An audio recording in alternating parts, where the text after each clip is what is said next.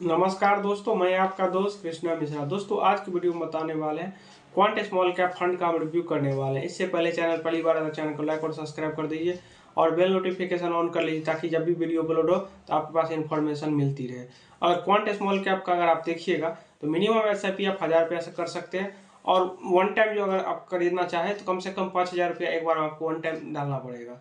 इसका रेटिंग देखिएगा तो 4 स्टार रेटिंग है, काफ़ी अच्छा रेटिंग है। इसका फंड साइज देखिएगा, लोगों ने 30,000 करोड़ रुपया इस फंड में इन्वेस्ट किया है। सब लोग मिला करके जो इस फंड का फंड साइज देखिएगा तो 30,000 करोड़ है, तो काफ़ी बड़ा फंड साइज है।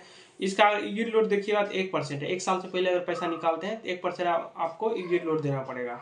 इसके बाद एक्सपेंस रेशियो आता है। एक्सपेंस रेशियो अगर देखिएगा तो 0.77 है। एक से कम है तो अच्छा है, एक से अगर ज़्यादा रहता तो थोड़ा ज़्यादा हो जाता है, लेकिन एक से कम है क्योंकि रिटर्न बना के अगर दे रहा है, अगर एक्सपेंस रेशियो ले भी रहा है तो कोई दिक्कत नहीं है। अगर रिटर्न बना के नहीं दे रहा है, एक्सपेंस रेशियो ले रहा है, तब दिक्कत है। इसका अगर रिटर्न का बात किया जाए, जब से फंड स्टार्ट हुआ तब से देखिएगा लगभग 18%। पिछले एक साल का रिटर्न देखिएगा तो -2%, क्योंकि पिछले एक साल में देखिएगा तो मार्केट गिरा है, ज़्यादातर फंड का नेगेटिव रिटर्न है। इसके बावजूद इसका 2% ही निगेटिव है। वही अगर पिछले 3 साल का रिटर्न देखिएगा तो लगभग 21% के आसपास। वही बेंचमार्क का देखिएगा तो बेंचमार्क भी लगभग 21% का ही रिटर्न दिया। वही 5 साल में अगर देखिएगा तो बेंचमार्क का रिटर्न देखिएगा तो 23% है। इस फंड का रिटर्न देखिएगा 30% है। पिछले 10 साल में देखिएगा तो बेंचमार्क लगभग देखिएगा तो लगभग 15% के आसपास रिटर्न बना के देगा। यही फंड अगर क्वांट स्मॉल कैप का देखिएगा तो पिछले 10 साल में लगभग 20% रिटर्न बना के दे रहा है, तो काफ़ी अच्छा रिटर्न है। पिछले 10 साल में अगर 20% रिटर्न बना के दे रहा है तो बहुत बढ़िया रिटर्न है। इसके बाद अगर इसका सेक्टर देखिएगा, इसका सेक्टर में जो पैसा लगा हुआ है, अगर फिनांस में देखिएगा तो लगभग 20% लगा हुआ है। ऑयल एंड गैस में देखिएगा तो 15%, हेल्थ केयर में देखिएगा तो 13%, कंज्यूमर सर्विस देखिएगा 6%, कंस्ट्रक्शन में देखिएगा 6%, कैपिटल गुड्स में देखिए 4%, केमिकल्स में देखिएगा 4% और अदर में देखिएगा तो 4% लगा हुआ है। कुल मिलाकर अगर देखिएगा तो लगभग सारे सेक्टर में इनका पैसा लगा हुआ है, किसी एक सेक्टर में नहीं लगा। कोई मान लीजिए कोई सेक्टर अगर हेल्थ केयर नहीं चलता है, कोई और सेक्टर नहीं चलता है, तो बाकी सेक्टर तो चलेंगे। इसलिए ये फंड अगर देखिएगा तो सारे सेक्टर में पैसा लगा है, इसलिए काफ़ी बेहतरीन हो जाता है। इसका बाद अगर देखिएगा टॉप 5 होल्डिंग, तो जो सबसे ज़्यादा पैसा लगा है, सबसे ज़्यादा पैसा इन्होंने रिलायंस इंडस्ट्री में लगाया है 10%। इसके बाद जियो फिनांस में देखिएगा 6%, RBL बैंक में देखिएगा 4%, AGS लॉजिस्टिक में देखिएगा 4%, अडानी पावर में देखिएगा 3%। इसका ये टॉप 5 होल्डिंग है जिसमें ज़्यादा पैसा लगा हुआ है।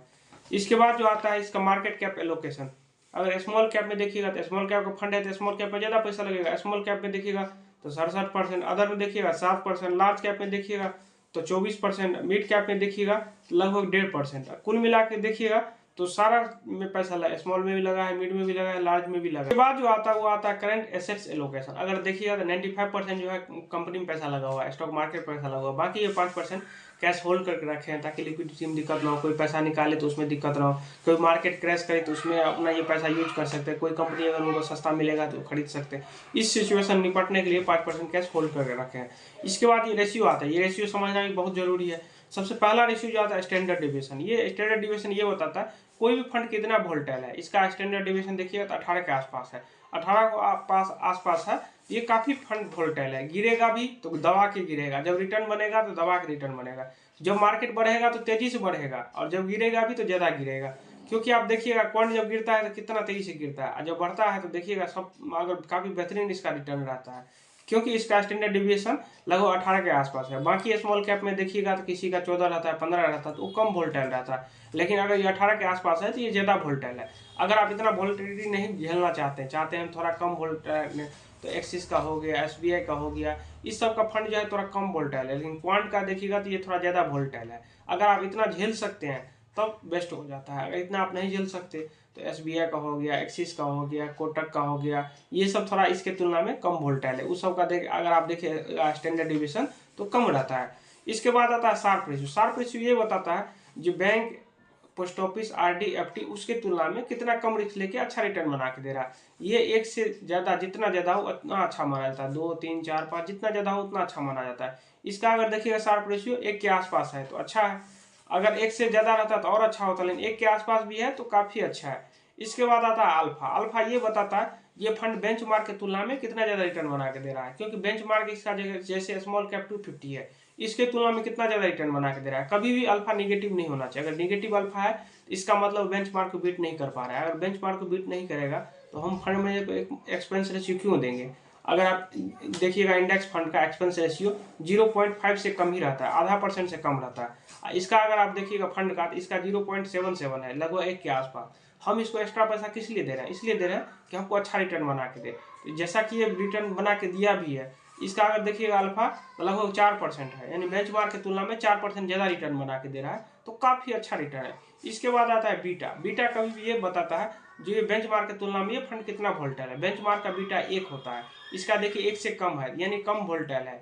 1 से कम अच्छा माना जाता है। अगर आप देखिए क्वांट स्मॉल कैप में इन्वेस्ट करते हैं तो आपको कम से कम टारगेट 10 साल का होना चाहिए, क्योंकि 10 साल से कम में अगर इन्वेस्ट करते हैं तो ये फंड जो है आपके लिए रिस्की हो सकता है, क्योंकि ये गिरता है तो दबा के गिरता है, चढ़ता है तो दबा के चढ़ता है। और 2-4 साल के लिए कोई इन्वेस्ट करेगा, मान लीजिए 2-3 साल अगर मार्केट रिटर्न नहीं बना दिया, उसका इमरजेंसी का पैसा है, तब तो वो किधर का भी नहीं रह जाएगा।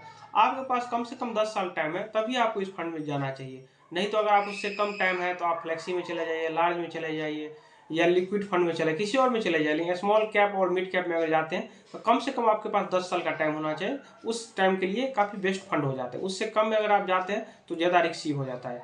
तो उम्मीद करते हैं आपको वीडियो पसंद आया हो। वीडियो पसंद आया तो चैनल को लाइक और सब्सक्राइब कर दीजिए। अगर आपके पास कोई क्वेश्चन हो तो कमेंट करके पूछ सकते हैं, या पोर्टफोलियो से रिलेटेड कोई क्वेश्चन है तो आप कमेंट कर दीजिएगा। तो अगले वीडियो में आपका जो भी पोर्टफोलियो रिव्यू वगैरह होगा वो मैं अगले वीडियो में आपको वो कमेंट को ले लूँगा। तो चलिए किसी नेक्स्ट में मिलते हैं, तब तक के लिए जय हिंद, वंदे मातरम।